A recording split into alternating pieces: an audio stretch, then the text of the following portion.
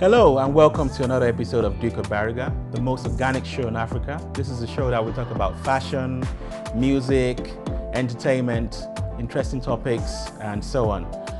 For those of you that you've not been tuned into the show before, you can see that I'm wearing a WWE belt. It's a wrestling belt, but I've changed it to Duke of Bariga's belt. And the way it works is whoever wins the argument or the conversation is going to end up going out this belt. So I'm going to introduce my two beautiful guests today. My guest on the right hand side, we've got the beautiful Shalom. She's a Ugandan radio presenter, entrepreneur, and she does so many other things. And on the left hand side, I'm going to let my guy from Nigeria, he's going to introduce himself all by himself. So take it, bro. Yeah, chilling with the Duke of Bariga. Yeah,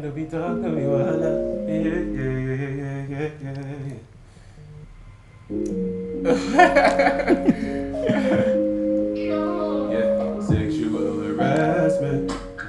Gotta stop that shit, don't be an embarrassment. Domestic violence ain't no big sense.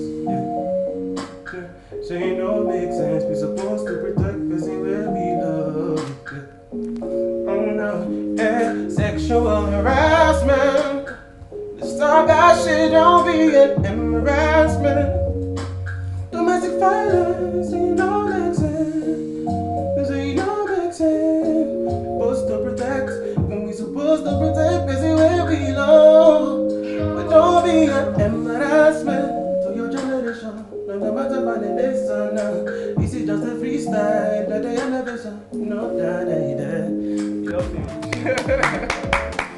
Thank you so much for that. So, for you guys that don't know what the topic is today, we've got Elvis. He's a musician, he's a producer, entrepreneur, and he's just been some lyrics of his new single coming out in the future. It's called Sexual Harassment, and that's what we're going to be talking about today. It's a very important topic.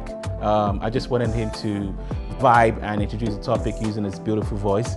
So like I said, we're going to be talking about sexual harassment at a workplace today.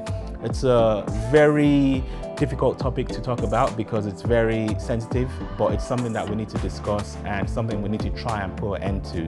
It's not something that I think we can eliminate completely, but at least reduce the sexual harassment in the workplace, especially sexual harassment to women. So I'll start by saying I know of many firms or companies whereby in order for a woman to get a job, she will have to sleep with a boss, or if she gets the job, in order for her to keep the job, she has to have sex with the job, with the manager. And things like this should not be happening in this modern society. People should be judged on how good they are academically or work and not based on sexual preference. So what do you guys think about sexual harassment at work? Have you experienced it, or do you know of people that have experienced it? Shalom. Personally, I've experienced it, and being in the media, even from a younger age, because I started media when I was way younger, like in my teens, with a teen show. And even at that stage, you'd see people, for you to get something or to get ahead, there's sexual favors. And it's sad because you put in so much work, but you're objectified to just your body and what you look like. And as a woman, honestly, you just feel like, I think it puts you to a point where you wonder, what's the point in working hard if I just have to have ass? Yeah. It's demoralizing, it's sad, and you miss out on opportunities just because of your morals. So people should stop it. And it's not only women, because I have male friends who have gone through the same thing.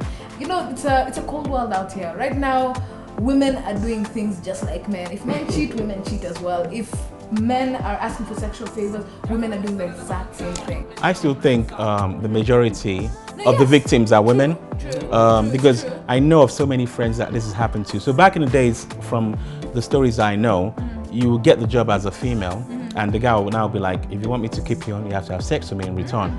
And for some people, because of social pressure, maybe they don't have money, they come from a poor background, they will end up actually doing what they don't want to do, which is not their will. But nowadays it's gotten so bad, especially in Africa, that the manager or the guy on top will actually tell you that, from the interview, he will tell you that in order for you to get this job, you have to scratch my back. It's that bad. And like, I see a lot of people that maybe they want to work in a bank, and because of this, they end up trying something else. Maybe they work in fashion, so they're not really doing what they love, but they're doing something which they would get less sexual harassment, but they're not really doing what they love. And I think we need to put a stop to it. What do you think about sexual harassment at the workplace? I feel like it's very sad, man. Like, you shouldn't have to sell your body or give your body, right, in order to get something that you actually deserve. Yeah. Right? Like, you've actually worked for something. I feel like you should be employed or something. In that scenario, you should be employed based on your qualification. Right? I feel like it's just sad. Like, people should stop it. It's just nasty. Like, it's disgusting. Like, why should you enforce? I don't know what people are trying to prove by that. Yeah. Right?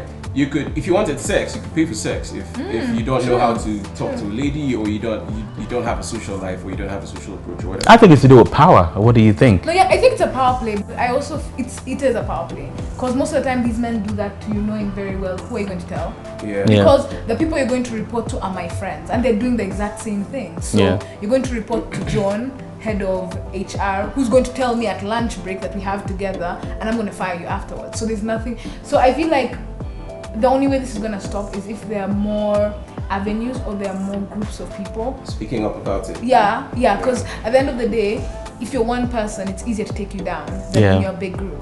So for women out there, if you're dealing with something like that, I'm sure there's someone else doing. Like, I'm sure there's someone else doing, because you know because those predators most of the time don't hunt one person. It's more than one person. It's always a group. If it's not you, just you, it's you, and maybe I'm thinking of Lisa, maybe I'm thinking of Sharon. So come together and work.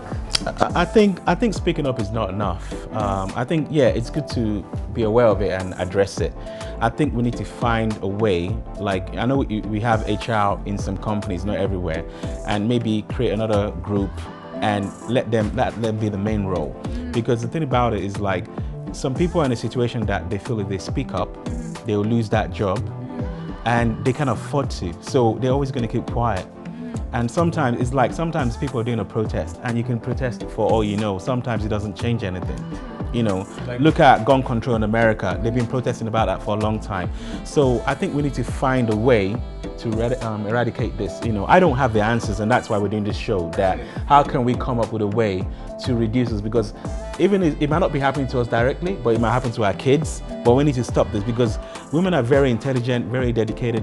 Why should they not have the same opportunity as a guy? Why aren't we judged off merit? Exactly. By my body. Why is it that the size of my boobs or my ass or who I can sleep with is what's going to determine my salary or where I work? It's very unfair. Personally, I feel like a way to approach it could be like the government like passes like a bill that basically sets up an arm of every company, right, that checks on stuff like that, right? So like, if a case like that comes up, those guys you have to provide proof and stuff, and those guys can now decide what happens to the culprit, right? Because that way you will not be scared of losing your job, right? Because if these guys have proven that you are actually sexually harassing someone, they make sure that you stay in that job, right? And the person who's at fault gets punished or something. I don't know. I think there should be tougher punishment.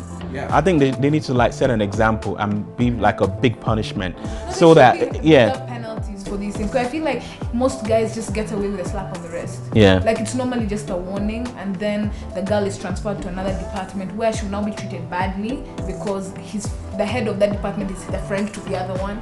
So I feel like how Elvis said that the company should set up like a different arm.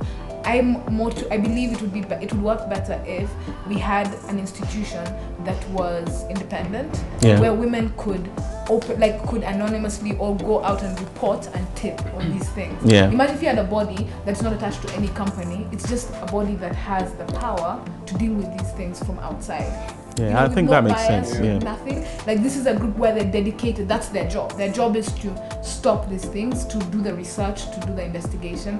I think it would even work better than having someone in the company. Because it causes a lot of damage, like even psychologically. Like, someone goes through that, and what they start feeling like they cannot do anything without giving sexual favors, and then they just make it part of their life. That just becomes even as like you go somewhere and that's the first thing you do. You dress up a certain way.